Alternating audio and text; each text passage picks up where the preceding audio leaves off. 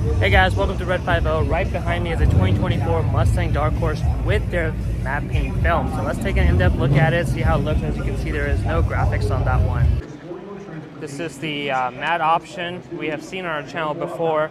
This is for the Dark Horse, which means you do get the graphics delete. It looks really good. This is a vapor blue. You can get the on the GTs and the ecoboost as well. Look at that.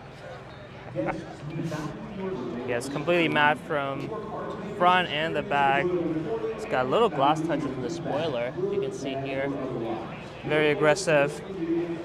I feel like these are going to be, I think, $6,000 or so when we first talked about them. Pretty expensive for what it is, but it does look pretty unique, and the car is still painted underneath the wrap, so you get the warranty with it. It's going to be a lot of maintenance to make sure the matte looks clean and clear. So while this matte paint option can be had on your S650 Mustang EcoBoost or the GT, I feel like with the Mustang Dark Horse, it actually makes a lot more sense than we originally thought it would. And we're going to be discussing why it's actually going to be a very rare and unique option for the Mustang Dark Horse. So the thing is, with the Mustang EcoBoost and the GT, you can get a wrap, like a full body wrap, basically for around, I want to say $2,000 or $2,500 for like a reputable shop to do that for you. Whatever color you want, you have a lot more options than what the Ford factory colors would be.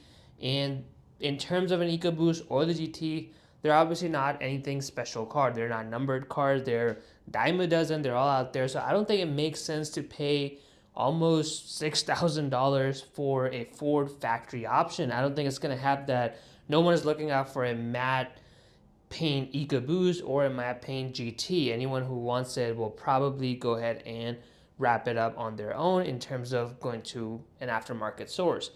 However, with the Dark Horse, as we talked about earlier, that you do get some graphic deletes. Of course, everything is matte black, or not matte black, but it has the matte paint film, whatever color you choose to get, but you do get graphic delete on the Dark Horse. Now with the Mustang Dark Horse, it's already a rare car, or it's going to be rarer than a Mustang GT, for example.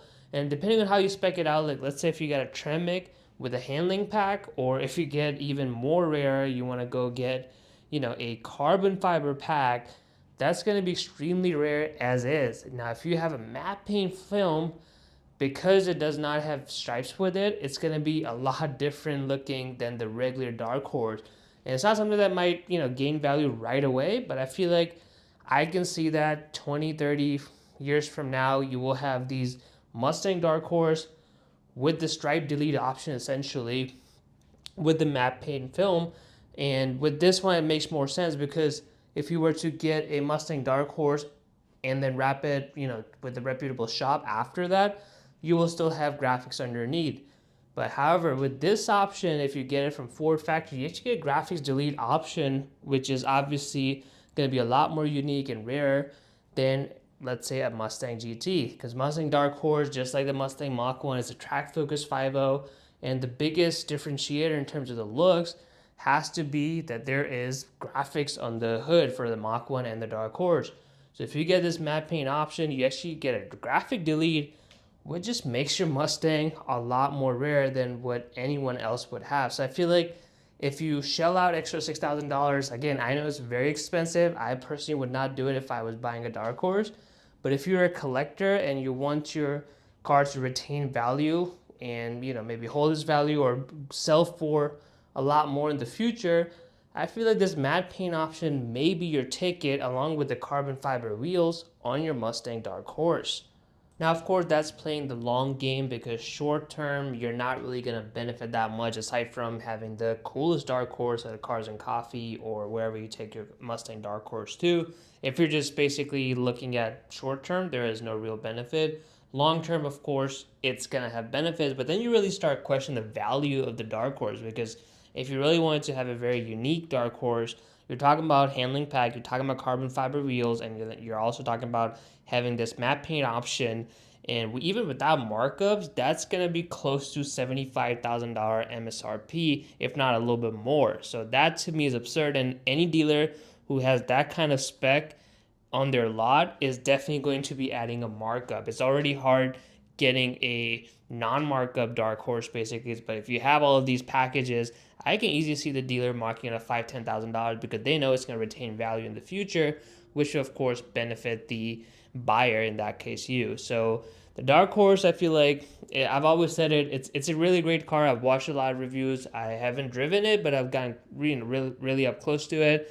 It looks good. It's a great car, but it struggles with the value, and people who are buying those can easily afford them obviously, or they're getting a deep discount. But typically, having a $60,000 car base Dark Horse, basically, even if you don't pay the additional markups, it's still out there for what it is. Like that used to be a GT500 money when 2020 GT500 came out. The MSRP was $70,000. So having a non-Shelby Mustang for close to $60,000, it's kind of insane to me. But I guess everything is going up, so you can't really complain. So if you've got the money to blow, then you might as well get this matte paint option and really get the carbon fiber and really have the truly like as rare, as unique of a Dark Horse as you can get. And especially if you pick a color that's not as common, something bright, because Dark Horse is supposed to have this sinister looking.